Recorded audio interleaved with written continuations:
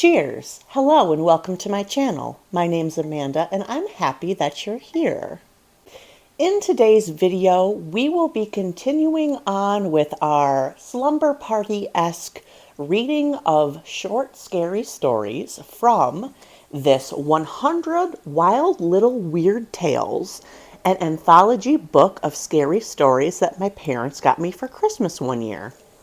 So just to give a little bit of backstory, Weird Tales, the acknowledged leader of pulp magazine fantasy from 1923 to 1954, provided many of the genre's wildest and woolly stories. Here are 100 of the magazine's greatest, written by the best and brightest writers of macabre tales of horror. Every story is guaranteed to bewilder, disturb, and excite. So what does that mean for us here today? Well, some of these stories might be kind of dated. They might sound kind of stilted because they were written for a magazine that was published from 1923 to 1954. So let's keep that in mind as we explore today's story. So I did a random number generator online and it gave me the number 7. So today we will be reading The Black Monk by GG Pendarves. Grab a beverage, kick back, and let's dive into it. Yes, it's true that I'm dictating this, but don't picture to yourself a famous author, a luxurious study, and a highly paid secretary. No, I'm dictating this for publication because I promised the Abbot of Shard that I would. I can't go against his wishes. Not again. All lies and rubbish. Don't you believe a word of it, sir. It suits them. The game master jerked a thumb in the direction of the monastery behind him. To keep such fairy tales alive gives them a hold on the people. Everyone on this island believes in the Black Monk, swears they've caught sight of him on the prowl. I never have. And why? Because I'm not afraid. It's all rubbish, so I tell you straight. Damned rubbish. I looked at Morton. His brown, deep-set eyes, his wrinkled face, his long, lean body in his ancient brown tweeds. Even his old leggings and the way he carried his gun and wore his cap expressed contempt. He'd no use for the monks or for anyone else on the island. Stayed because he'd have no chance of work elsewhere. Owed everything to the abbot and hated him in proportion to his debt. They give chapter and verse for it at the monastery, I ventured. Got old documents. Supposed to be treasure buried here in the 5th century when Britain was conquered by the English. Brought by a faithful monk who came up the Thames from Kent. Got across here, buried his treasure and died on the island, keeping guard to the end. And he's still on duty, it appears. Treasure and guardian, tale for children and bloody fools that spend their days gabbing prayers when they'd be a sight better digging and planting and weeding on this blamed island of theirs. I'm the only man who does a decent day's work here, and what do I get for it? A damp cottage, wages that don't even run to the twists of a basie, and a lecture from his reverence when the monastery kitchen isn't stocked with game to suit him. So you've never caught a glimpse of the Black Monk? I persisted. Never seen him by the old fish pond or pacing the cliffs or going down the long lane after sundown? No, nor never will. The only Black Monk on the island is up at the monastery. That fellow from the West Indies. They don't want anyone blacker than Brother Ignatius. Of course, I suggested. You've got to remember that some people aren't able to see things like the Black Monk, just as some people don't take certain diseases. No one's ever seen the Black Monk, and no one's ever going to see him. Why? Because he don't happen to be on Shard Island. The monks keep the old tale going to frighten the people into going regular to Mass and confession. And the visitors like it. They go round with eyes popping out of their silly heads. They talk and write things to the papers. See? It's all advertisement and it helps to bring money in. It's a put-up game and a Pack of damn nonsense, I says. I left him glooming at his gate and turned down the long lane. Morton versus the monks amused me. An idea struck me, result of the recent talk in a most perfect night. A big golden harvest moon was rising. No wind. Mild, almost warm for late October. I'd stay out all night if necessary and follow the legendary track of the Black Monk from Pirates Bay, where he was said to have landed, to a certain wood where he was popularly supposed to have buried his treasure. No one seemed to have tried to stalk him with any method. No one wanted to follow him. His cowled figure had been glimpsed at various points of his route. Dark on the pale sands of the landing beach, melting into the shadows cast by Long Lane's steeple hedges, a hurried figure on the skyline of the high-plowed fields, a tall sentinel by the old neglected green-scummed fish pond, or vanishing into the fir wood. My brief holiday was almost over. I'd got what I came for, an account of the annual passion play the monks gave. It would pay my expenses here. A night's ramble over the romantic island might inspire another article. I lighted a cigarette and made for the beach. Chard was settling down for sleep already. The revolting brilliance of its lighthouse grew brighter as the lamps went out in the cottage windows. Down the long lane where nut trees rustled withered leaves, down past the post office cum store that served the island's needs, down under the walls of the big white monastery with its towers and turrets, its balconies and the chime of bells, its red roofs and steep gables, down to the sand dunes where tall rushes dipped and whispered in the moonlight, down to the crescent of Pirates Bay, its fine pale sand ground by thundering surf that now was a mere murmurous line of white edging distant sea. There I go. There I go. I apologize. I'll restrain myself. You'll understand later why the enchanted background of the island on a supremely lovely night is so difficult for me to keep out of this account. You may forgive a poor devil then for looking back on a lost paradise. I sat on an upturned boat, smoked and dreamed, let the long, strange history of Chard Island float across my mind like weed on a shallow pool. An hour, 2 hours, I don't know how long I sat there. My lighter ran dry at last. I had no matches, and the search for them shook me out of dreams. I felt stiff and rather cold. Well, you're late if you mean to land tonight, old man. I spoke aloud and glanced back across broken rocks that had formed one curving horn of my crescent shore. For a moment, actual funk paralyzed me. For a moment, I really believed the absurd legend was true. A dark cowled figure was skirting the rocks, moving towards me. I confess I didn't move because literally I couldn't. When I saw at last who it was, relief was so overwhelming that I fairly went off like a rocket. Brother Ignatius, upon my word, you know I took you for the Black Monk himself. You loomed up there in the moonlight as big and black as a nursery boggy. The West Indian's gentle liquid speech was the friendliest sound I'd ever heard. You ought not to be here, he reproved. The Father Abbot would not like it. You are, in a sense, a guest of the monastery since it governs the whole island and its affairs. I'm only a heretic, I laughed over loudly. The sound jarred on that quiet, lonely shore. My soul's more or less lost anyhow in the abbot's eyes, I expect. Yes, agreed Brother Ignatius. I was irrationally annoyed. Oh, well, live and let live, I babbled. My nerves still quivered. My tongue clacked like a toy bell. It is difficult sometimes to know what that means. It is difficult sometimes to say what is life and what is death. I had never realized what a bore the fellow was. I'd rather liked the gentle, simple creature before. Now I was irritated. His prosings had broken the magic spell of the night for me. On your way back to the monastery, I suppose? I'm going to dawdle about another hour or so. Good night. Not alone?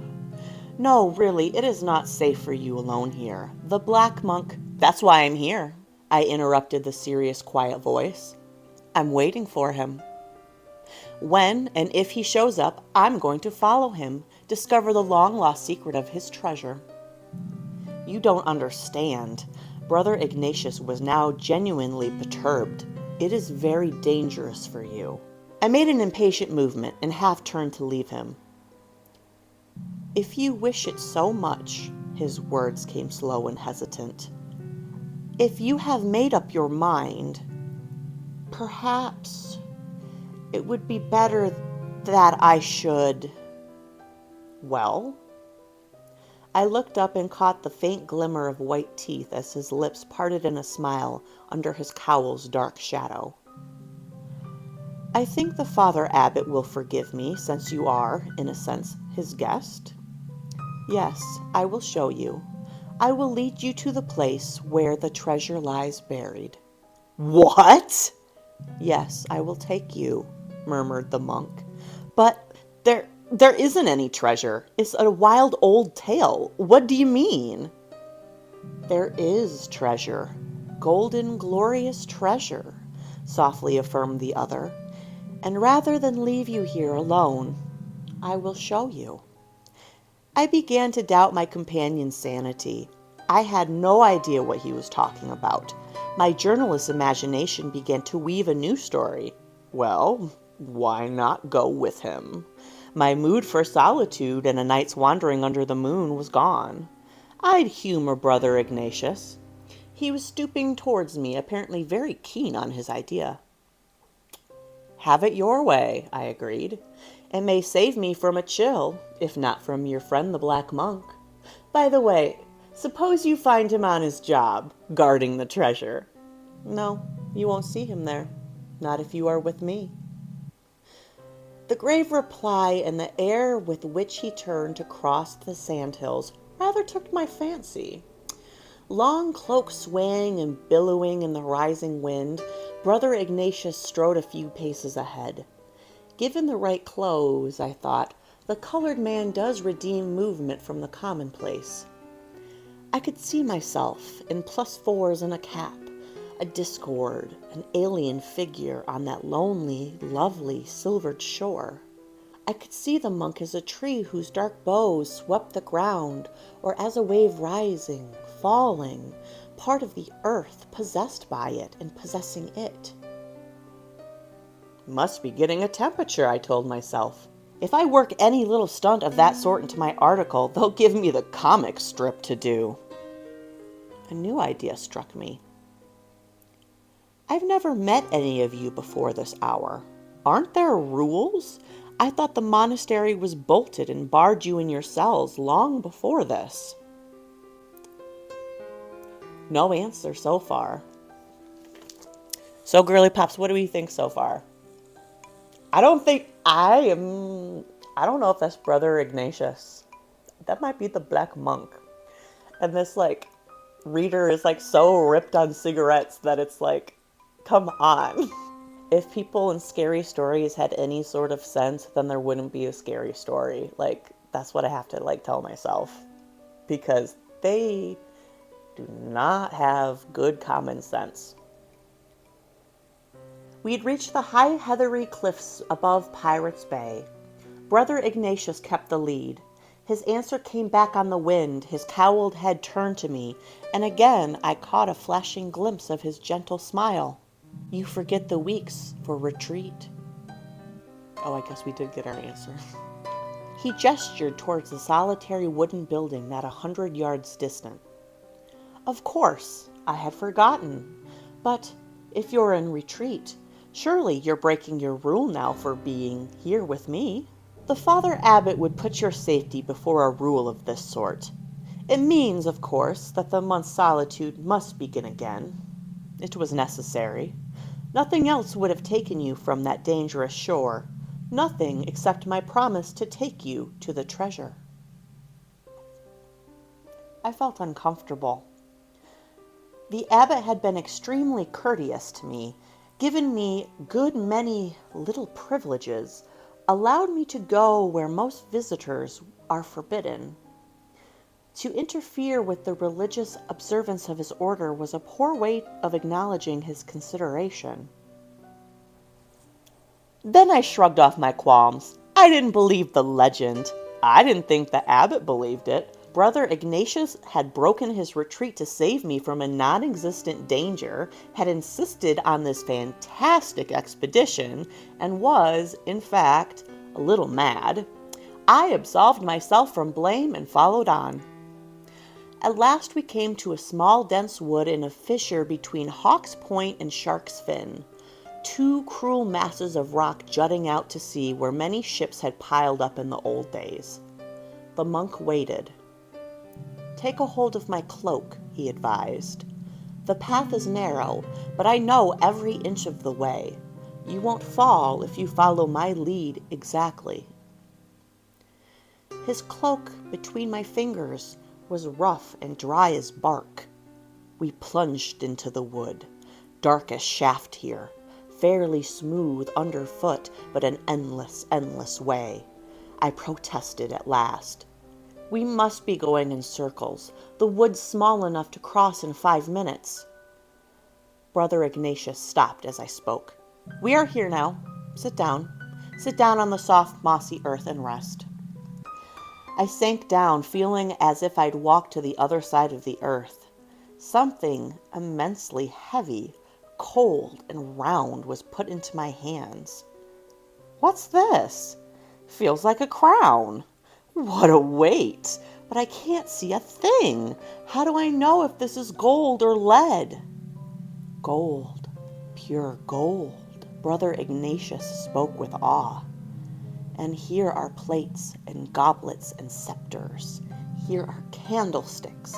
This is a great jeweled cross that took a lifetime to fashion. This, too, is set with jewels, a little altar lamp, a most precious relic, though so small." One after another, these things were put into my hands while the monk's quiet voice expatiated on their beauty. I fingered the small, heavy lamp. Exasperation seized me. "But what's the use?" I burst out. "It's absurd to be fumbling away in the dark like this. I want to see them." I stood suddenly, felt the ground slippery underfoot, reached out for support. I called sharply. The monk's cloak brushed my outstretched hands. I tried to grasp it, slipped again, plunged forward, hit my forehead, a smashing blow against a tree trunk, and fell heavily. My senses returned slowly.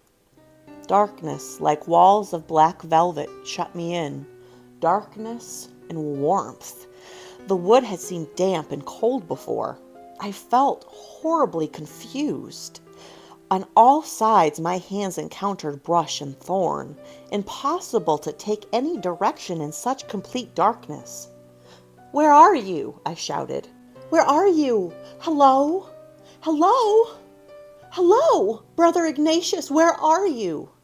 I went on shouting. Anger and increasing warmth in the dark wood served at least to heat my stiff, chilled body. I grew more and more furious. The monk must be as mad as a hatter. Why hadn't anyone warned me about him? Perhaps they hadn't wanted to discredit their precious monastery. Exhausted, hungry, and thirsty, pricked and scratched with thorns, I sat still and yelled until I was hoarse. When a voice hailed me at last, I was in pretty bad shape. I felt like bursting into tears instead of answering. It was the gamekeeper, Morton. "Have you hurt yourself, sir?" His strong, wiry arm was about my shoulders, raising me to my feet. "Get me out of this confounded wood, Morton," I demanded. "I've been hours here. That crazy monk, Brother Ignatius, brought me. I was a fool to follow him, of course, but I'd no idea he was mad." Morton made no response save by a sudden stiffening of his arm about me. "Get me out of this wood, you hear?" The darkness was becoming a torture now. "Get me out, and I'll explain afterwards. I don't want to spend any rest of the night here." "You're not in any wood." Morton's voice seemed choked and indistinct. "You're in a gorse patch on the headland right over by the back of the island. I came after rabbits and I heard you yelling. But it's dark. You're drunk, man. You're drunk. It's dark. It's the middle of the night. It's 8 o'clock in the morning, sir, and the sun's shining full and early. You're drunk. You're lying. It's perfectly dark. Pitch black night. Then I heard the larks. Chimes from the monastery tower for the 8 o'clock service. Chirrups of insects in the grass. Lowing of cattle. I knew the truth at last. I was blind. Sir, Morton's voice came to me from some remote distance. It couldn't have been Brother Ignatius you saw last night. He left the island the day before yesterday, along with Brother Stephen and the prior. I rode 'em all three to the mainland. No one comes or goes from here without I takes 'em. They won't none of them be back for a month. You are drunk after all, disgracefully drunk. I talk now to fight back my thoughts. No other monk here wears a black habit except for Brother Ignatius. How could I possibly mistake a Benedict's white habit for a black one? I tell you, I was with Brother Ignatius for hours. I recognized him, his voice, his smile. It was Brother Ignatius. Morton didn't argue. He took me to the monastery. The abbot heard me out. Treasure is buried on this island, I believe. His slow, solemn tone chilled me. But it was not Brother Ignatius whom you met on Pirates Beach. But, I stuttered. I tell you I saw him, talked, walked with him for an hour at least.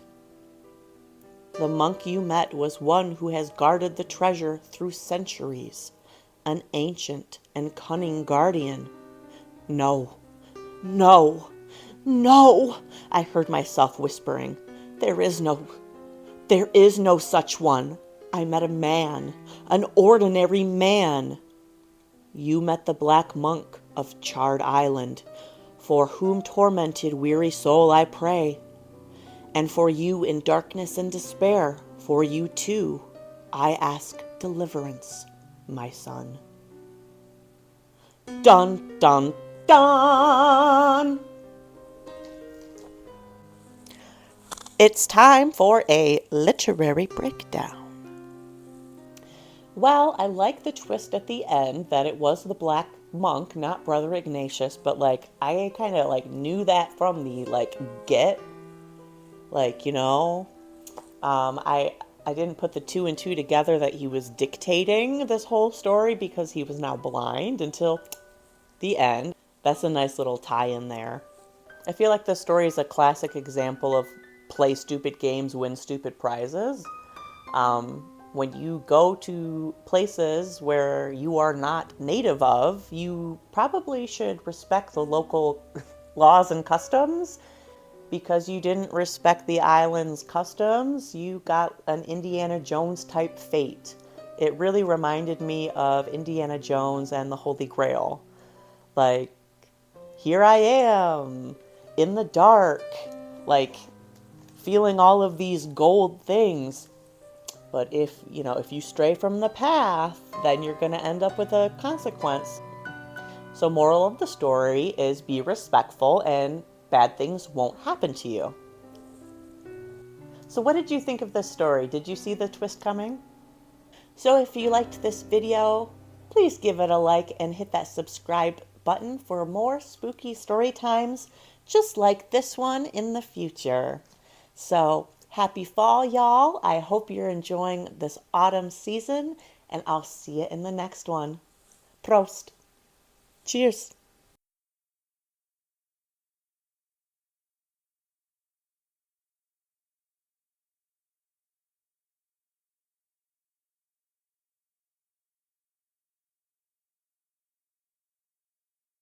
Ciao, ciao.